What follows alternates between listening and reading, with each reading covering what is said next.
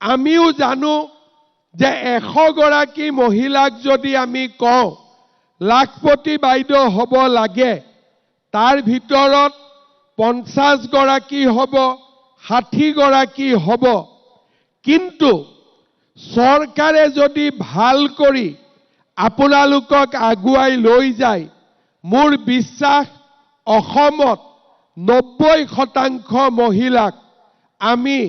লাখপতি বাইদেউ কৰিব পাৰিম দুই ভণ্টি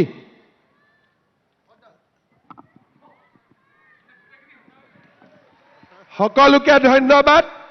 জয় হিন্দ অধীনত আত্মসহায়ক গোটৰ মহিলাসকলক উদ্যমিতা পুঁজিৰ চেক বিতৰণ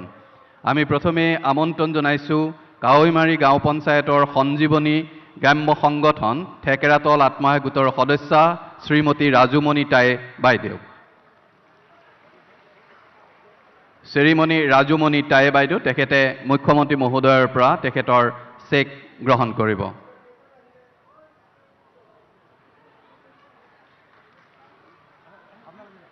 কাৱৈমাৰী গাঁও পঞ্চায়তৰ সঞ্জীৱনী গ্ৰাম্য সংগঠন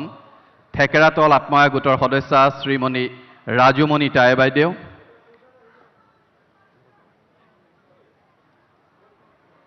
ইয়াৰ পাছত ৰুদ্ৰসাগৰ গাঁও পঞ্চায়তৰ সতীৰাধিকা গ্ৰাম্য সংগঠনৰ জয়শ্ৰী আত্মসহায়ক গোটৰ সদস্যা শ্ৰীমতী মিনু দাস মহোদয়া তেখেতক আমি মুখ্যমন্ত্ৰী মহোদয়ৰ পৰা তেখেতৰ চেক গ্ৰহণ কৰিবৰ কাৰণে আহ্বান জনাইছোঁ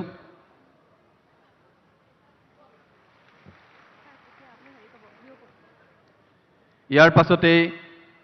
শিৱসাগৰ পৌৰসভা 10 নং ৱাৰ্ডৰ ৰাংঢলী আত্মসহায়ক গোটৰ সদস্যা শ্ৰীযুতা দীপাঞ্জলি ভাগৱতী বাইদেউ তেখেতক আমি চেক গ্ৰহণ কৰিবৰ কাৰণে আহ্বান জনাইছোঁ